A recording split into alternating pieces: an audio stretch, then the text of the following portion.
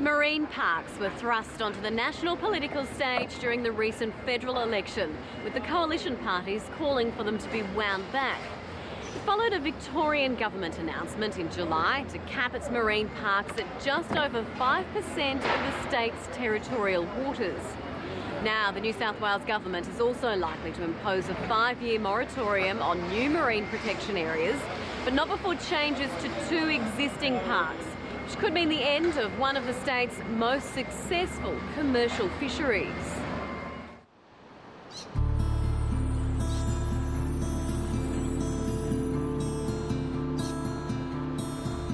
Stan Young operates Woolai's main diving and fishing charter business. He reckons the increased sanctuary zones will have a huge economic impact at Woolai. Both of my grandfathers on both sides were fishermen. Probably about 5 or 6 of my uncles on my mother and father's side were fishermen. My brother-in-law, my brother, myself, my son, my nephew, both of my nephews are all in the fishing industry. And I probably believe my sons and that will continue on if we've still got an industry.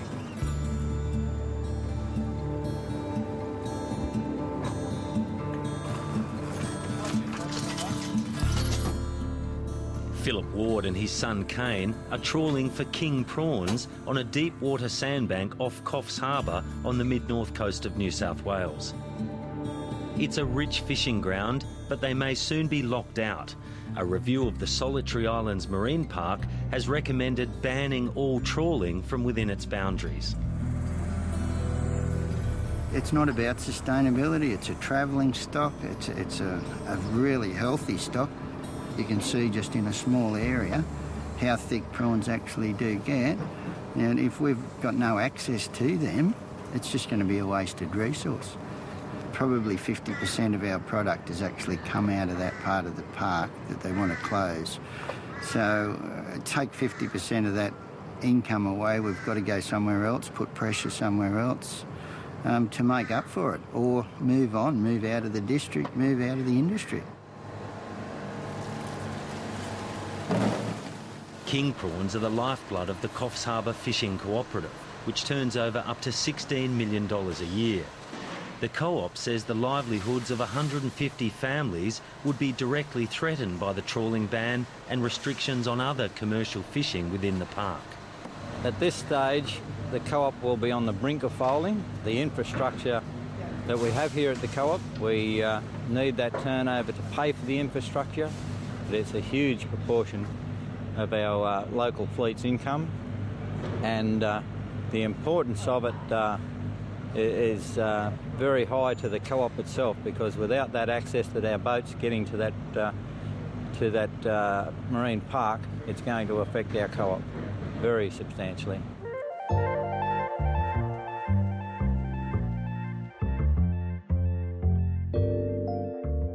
The Solitary Islands Marine Park covers more than 70,000 hectares off Coffs Harbour and has a unique mix of tropical and temperate marine life. There's over 90 species of coral being recorded in this area, which is pretty good. We're getting towards the southern end of where you get corals grown. And we've recorded over about 580 species of reef fish. There's another 100 species of estuarine fishes, at least another 100 of soft bottom type fishes. So, and over 800 species of molluscs. The islands here, North Solitary Islands, the furthest offshore island on mainland New South Wales. And what that does is that brings shallow reef close to the surface, way out wide in the East Australian current. So we've got a lot of corals. That's where your greatest coral richness is. But then further off, down on the deeper reefs, we get some really interesting animals and plants that don't occur in the shallower water. Researchers have surveyed about a quarter of the seabed in the park, enough, they say, to believe that its biodiversity is threatened by trawling. Each of the major fisheries in New South Wales operates under a fishery management strategy. There is an ocean trawl fishery management strategy. There's been a lot of work done by industry and government to look at making sure that that fishery is sustainable. Under that ocean trawl fishery management strategy, there's a government commitment to look at protecting and setting aside large refuge areas, including in marine parks, where there is no trawling undertaken. And that's the aim of that is to conserve habitats, ocean habitats, and the biodiversity associated with them. So the work that's been done is in the context of that fishery management strategy. Do you actually, though, have any specific evidence that it has a negative impact in this park? In this park, there hasn't been work done to look at the impacts of trawling, and that's the case in a lot of ways across New South Wales. Fishers like Phillip Ward say trawling actually makes the prawn grounds more productive and has no harmful impact on sandy bottoms. He says trawlers avoid coral bottoms because they would damage their nets. With my 36 years of trawling over ground over and over and over, I believe it makes the bottom healthier. Very similar to on the land where they plough a paddock, it seems to produce better. There's no scientific evidence to say that it does damage. There is a little bit of evidence to say that it actually improves the bottom. My personal view is bottom does improve and it does attract especially prawns, once it's been cleaned up and levelled out a little bit by trawling over it.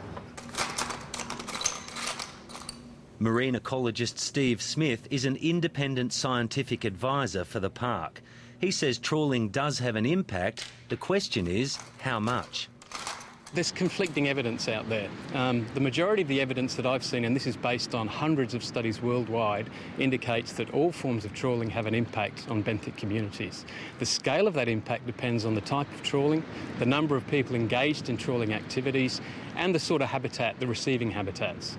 There has been no specific work done in the marine park here about impacts, but it doesn't mean that it's not having an impact. Almost certainly it is. It's the scale of the impact that I think is really needs to be addressed, not just here but across coastal New South Wales.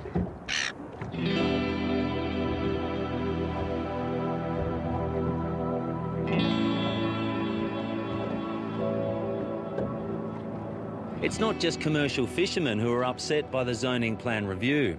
Recreational fishers say a plan to increase no-take sanctuary zones from 12 to 20% of the park will rob them of some of their most productive fishing grounds. Probably less than 20% of the park is really fishable water.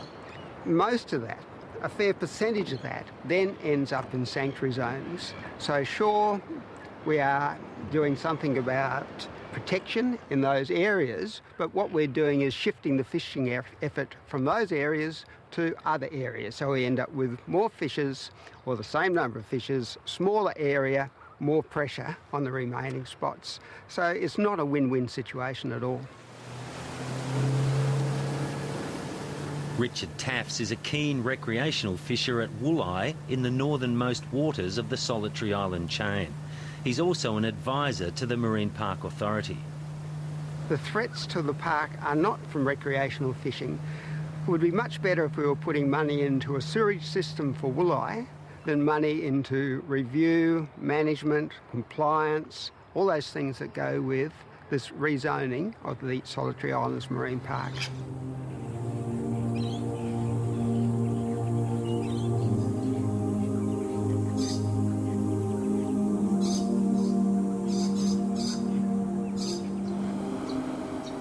The New South Wales Department for Climate Change and the Environment says it works with catchment management and local government authorities, as well as other government departments, to address issues like coastal development and pollution. It's a great feature of this marine park that a significant part of its boundary, the terrestrial boundary, is included within Urrugia National Park. That's a significant protection for a large part of the catchment. That doesn't mean the marine park can solely operate without impact from land use. Clearly, it's an oceanic environment. It's dynamic. There are some large rivers that have an influence on this park as well. And so the work that's been done is really looking at the park in the context of the catchment.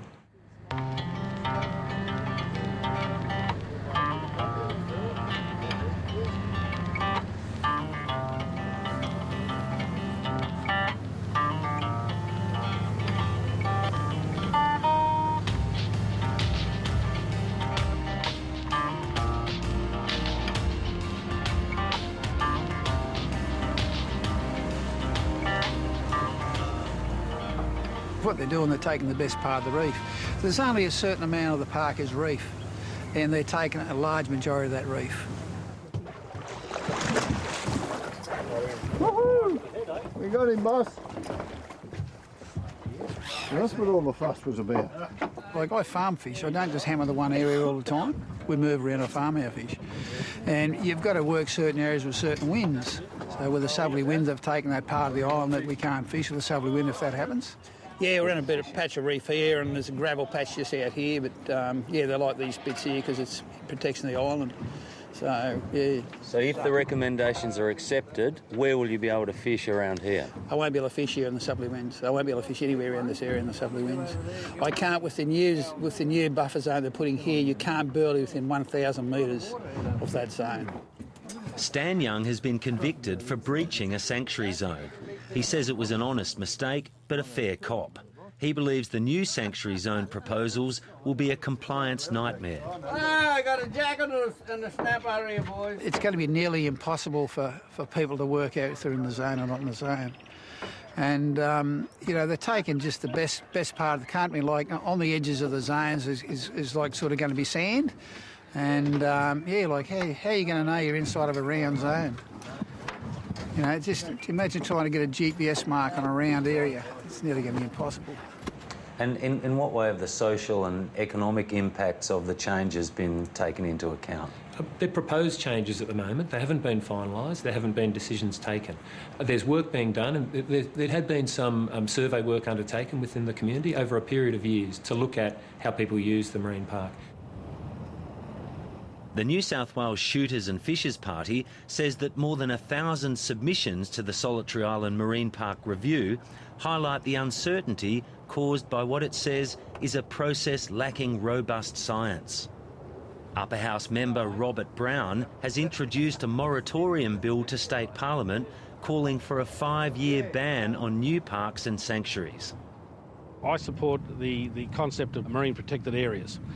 In New South Wales and in fact all around Australia, we've had aquatic reserves for decades, for 3 or 4 decades. I don't support the methodology that they're using though in incorporating these absolutely no-go sanctuary zones. Will this thing go to New Zealand? Because that's where you better go. I can't see any reason why the government shouldn't support a moratorium. Particularly in regard to the creation of new marine parks, when their own independent scientists are telling them that the science has not been properly done on the marine parks they have now.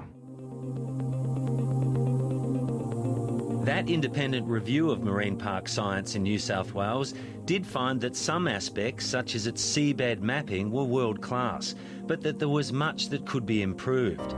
Rather than deciding where parks should go and why, the review panel found there should be greater emphasis on performance and management.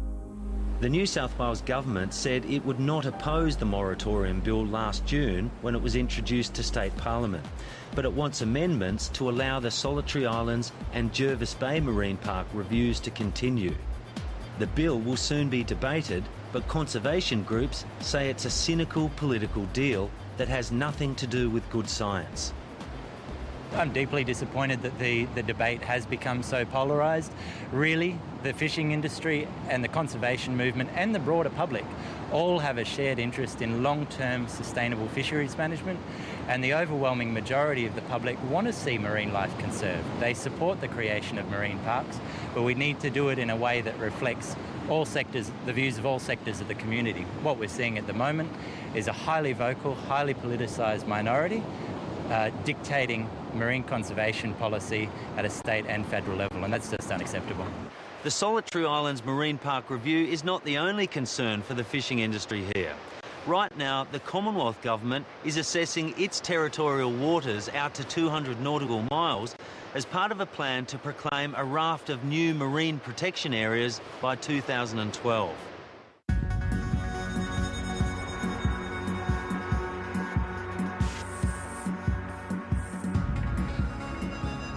Australia has pledged to honour the United Nations Convention on Biological Diversity, and the Gillard government has plans for hundreds of thousands of square kilometres of new marine protection areas around Australia.